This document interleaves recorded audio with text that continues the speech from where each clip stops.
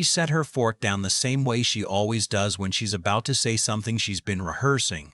I noticed it before she even opened her mouth. My daughter has a tell. She gets very still, very composed, like she's pressing herself into a shape that won't crack. She learned that from her mother. Her mother, God rest her, could hold a room together with pure stillness when everything was falling apart. My daughter got that from her. But she got the worry lines between her eyebrows from me. It was the Sunday before Christmas. We were at my kitchen table, the same table where she did her homework for 12 years, where I taught her to play poker when she was 14, where we sat the night her mother died and didn't say a word for 2 hours. She'd driven up from the city with her boyfriend. They'd been together about 8 months. His name was Theo. He was 34. Worked in something he called alternative asset management, which I'd Googled enough to understand meant he moved other people's money around in ways a regular bank wouldn't. He was charming. That's the first thing I noticed about him. The first time she brought him around in October. Not charming in a showy way. Not loud, not a performer. Charming in the quiet, calibrated way that set something off in me. The way he asked questions and then watched your face while you answered, like he was filing the information away. The way he picked up the check at dinner before I could reach for my wallet and said, "Please, I insist," and smiled like it cost him nothing, because to him it didn't. My daughter was glowing around him, and that's what made it hard. She doesn't glow easily. She's cautious, practical, a little guarded. Got that from me too. She's a physical therapist, 31 years old. Good at her job, careful with money. Doesn't make big moves without thinking them through. Watching her light up around this guy, I told myself to let it alone. I told myself I was just a 58-year-old widower who didn't know how to share his daughter. But something sat wrong with me from the beginning. I couldn't name it. I just knew it was there. She put her fork down. Theo was in the living room, looking at his phone. She'd sent him out there. I realized later she'd done it deliberately. Offered him the remote and said the game was probably on, which was a strange thing to say because she knows I don't watch football in December. We were alone. I looked at her. She reached across the table and turned my coffee mug upside down. I went very still. That mug has been in this kitchen since she was 9 years old. It's a white mug with a blue stripe around the rim. Nothing special. Bought it at a gas station in Tennessee on a road trip we took after her mother got her first diagnosis. We made a game of it back then, on long drives when she needed to tell me something but couldn't make herself say it out loud with her brother in the back seat. She'd tap the window twice if she was scared. She'd turn something over, a cup, a book, whatever was in front of her, if something was wrong and she needed to talk but couldn't start the conversation herself. She hadn't done it in over 20 years. I looked at the upside-down mug. I looked at her face. She wasn't looking at me. She was looking at the table. I got up, walked to the fridge, took out the orange juice, poured 2 glasses, set one in front of her. I sat back down. "Tell me," I said. She exhaled slowly. "I don't know where to start," she said. "Start wherever you can." She wrapped both hands around the orange juice glass. "Theo has been talking to me about something, an investment. He says it's a real opportunity, that he's been watching it for a while and the timing is right. He wants me to put in some money." "My money?" I didn't say anything. "He says it's a private equity fund. Early access, limited window. He says people he knows have already put money in and the returns have been, he said 30% in the first year." She looked up at me then. "That's not normal, right? I mean, I know that's not normal. But he's explained it 3 or 4 times, and every time he does it sounds more reasonable." That's when I understood exactly what was happening. Not because I'm a financial genius. I worked 31 years as a fire inspector. I'm not a sophisticated investor, but I know what it feels like when a story gets more convincing every time it's told. I know what it feels like when someone keeps finding new ways to explain why the rules don't apply. I kept my voice even. "How long has he been talking to you about this?" "Since October, right after he met you the first time actually. He brought it up on the drive home." I let that sit for a second. And when did it stop being just a conversation? She looked at the table again. Maybe a month ago. He started talking about the window closing, said the fund manager was only taking a few more participants. He showed me a prospectus. Did you read it? I tried to. It was a lot of financial language. Where's the prospectus now? He has it. He said he'd send me the PDF, but he hasn't yet. I put both hands flat on the table. What's the name of the fund? Apex Horizon Capital. I nodded slowly. I'd never heard of it. That didn't necessarily mean anything on its own, but a fund asking for retail deposits from a physical therapist who got the pitch from her boyfriend was not what legitimate private equity looked like. What's the minimum investment he's asking for? She was quiet for a moment. 25,000. I looked at her. Have you moved any money? No. She said it quickly. No. That's why I'm telling you. I breathed out. Okay. I didn't know how to say it without it sounding like I'm accusing him of something, because maybe I'm wrong. Maybe I just don't understand it. He's good at explaining things, Dad, and every time I ask a question he has an answer, and the answer makes sense, and then I feel stupid for doubting him. And then I drive home, and I think about it again, and something still feels wrong, and I don't know if that's my instincts or if I'm scared of it working out. Tell me something, I said. Has he ever mentioned other people he's brought into this? Names? People you could call, she thought. He mentioned a guy from his firm and one of his college friends, but I've never met them. Has he pushed you on a timeline? He said the window closes January 15th. January 15th. That was 3 weeks away. Tight enough to feel urgent. Far enough out not to seem like a scam. That's not an accident. Has he asked you not to mention it to anyone? Me, your brother, anyone? She hesitated. That hesitation told me everything. He said some of these funds prefer not to be talked about publicly, that it's a liability thing. I stood up. I walked to the window. It was late afternoon, winter light going gray over the backyard. I stood there for a minute just breathing. I turned back around. I'm not going to tell you what to do, I said. You're 31 years old, but I need you to hear me clearly right now. What you just described to me has the structure of a fraud, not necessarily the intent. I don't know this man well enough to say what's in his head, but the structure, the limited window, the above-market returns, the document that hasn't arrived, the request to keep it quiet. That's a pattern. I've seen it before. Not in finance, but the shape of it is the same. She was very still. What I want you to do, I said, is nothing. Not yes, not no, not I need more time. Just nothing. Don't move any money. Don't sign anything. Don't sign anything.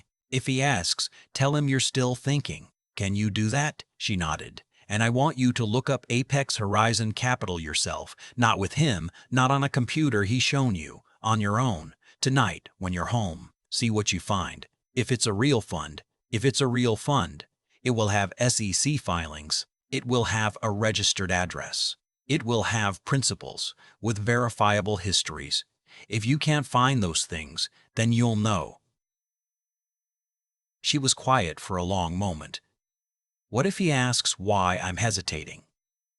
Tell him you want to talk to your accountant. Everyone has an accountant. I don't have an accountant. He doesn't know that. She almost smiled. Almost. We sat there for a while. The house was quiet. From the living room, I could hear the low sound of the television, Theo watching whatever game was on. I thought about what it had taken for her to turn that mug over. I thought about the fact that she remembered the signal at all, that it had been sitting somewhere in the back of her mind all these years, and when she needed it, it was still there. Can I ask you something? She said. Yeah. Do you think I'm in love with him? Or do you think I'm in love with who he seemed like in the beginning? I looked at my daughter, the worry lines between her eyebrows, the way she was holding herself very still and very together, her mother's stillness. My worry, I think that question, I said carefully, is one you're going to be able to answer a lot more clearly after January 15th. She left with Theo around 6. He shook my hand at the door, warm and firm, told me dinner was great, said we'd have to do it again soon. I watched their car back out of the driveway and disappear down the street. I went back inside. I sat down at the kitchen table. I turned the mug right side up. She called me 4 days later, 9 in the morning, which is early for her on a weekday. I looked it up, she said, and it's not registered with the SEC. The address on the prospectus, I finally got him to send it, is a registered agent in Delaware. The fund manager he named, I searched him on LinkedIn, on Finray's broker check, on everything. Nothing. No history, no licenses. The phone number on the prospectus goes to a Google Voice number. I didn't say I told you so. That wasn't the moment for it. I confronted him last night, she said. I told him what I found. He had an explanation for all of it. Offshore structure, privacy regulations, new registration pending. He was so calm, Dad. That's the part that scared me most. He wasn't defensive, he just adjusted. Like he'd answered those questions before. What did you tell him? I told him I wasn't going to invest. He said he understood, that there was no pressure, that he hoped it didn't change things between us. A pause. Then he texted me this morning asking if I'd reconsidered. I let her sit with the weight of that for a moment. Okay, I said. I ended it, she said. Last night, before he sent the text, I told him I needed to step back and think about things. He didn't push back. He just said he hoped I'd change my mind. Another pause. I don't think he cared about me, Dad. I think he cared about the access, the 25,000. I don't know that for certain, I said, but I know it doesn't matter now. She was quiet. You okay? Not really. Her voice was steady but thin. I really liked who I thought he was. I know.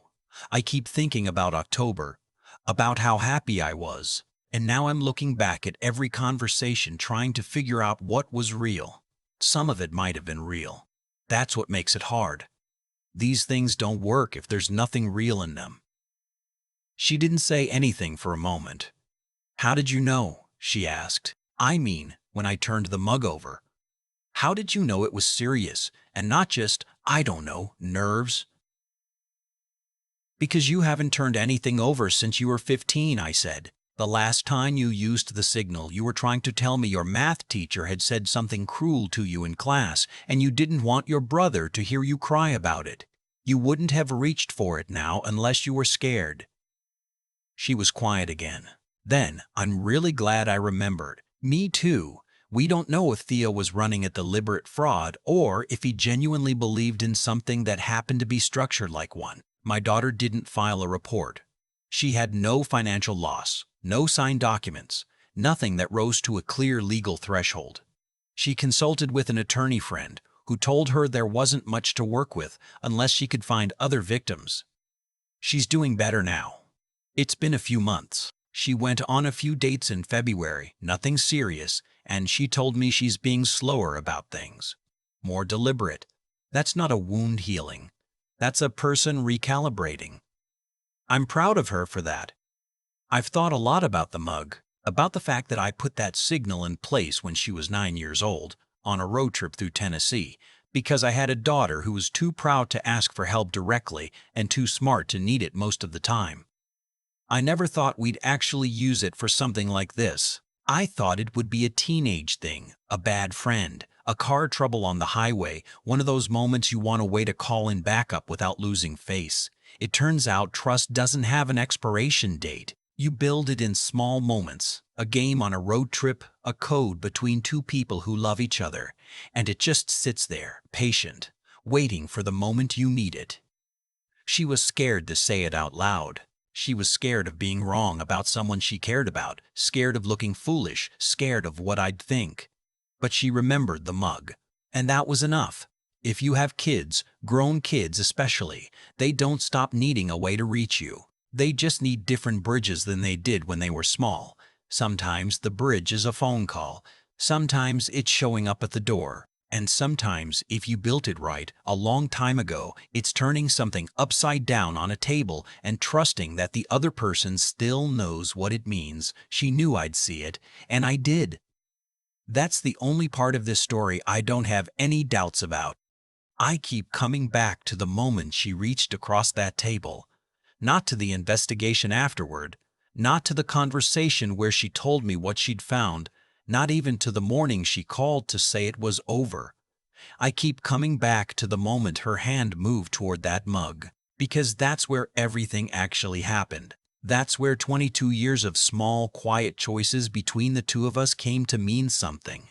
There's a version of this story where she doesn't reach for it, where she talks herself out of her instincts one more time, where Theo's next explanation lands a little better than the last one, where January 15th comes and goes and $25,000 disappears into a Delaware shell company and a phone number that stops being answered. That version wasn't some far-fetched possibility. It was one dinner away. What stopped it wasn't luck. It was something she'd built in herself over a long time, without necessarily knowing she was building it. She had the honesty to admit she was scared even when admitting it meant risking feeling foolish. That's not a small thing. Most people, when they sense something is wrong but can't prove it, choose the comfort of silence. They'd rather be wrong quietly than right out loud. My daughter chose differently. She decided that the discomfort of saying, "I don't know if I'm right about this," was worth less than the risk of staying quiet. That took real character, the kind you can't fake and can't borrow. And then there was the way she thought it through. She didn't come to me in a panic. She came with specific details: the timeline, the fund name, the prospectus, the January 15th deadline. She'd already been running it through her mind for weeks, asking the right questions even when she didn't have the answers yet. When I told her to search for SEC filings, she knew exactly how to do it, and she did it herself, on her own terms, without waiting for me to walk her through it. Intelligence like that isn't just about being smart. It's about being willing to look closely at something you want to be true and ask whether it actually is. That takes discipline. A lot of people never develop it because it's uncomfortable to apply it to things you care about. And then there was what she did after. She ended a relationship that had made her genuinely happy, or had made her happy before you see something clearly. She did it cleanly, without drama, without waiting to be given a reason she could feel better about. She made a hard call and she lived with it. That's not nothing. That's the part of the person that gets tested in the quiet moments nobody ever sees. And she passed it without looking for applause. I didn't build any of that in her through some grand plan. I built it the way most things actually get built. In small moments, sideways, without knowing what they'd add up to. A road trip, a game, a coffee mug, a signal that said, "If you can't find the words, just show me and I'll come." She showed me, and I came. That's the whole story, really. Everything else is just details,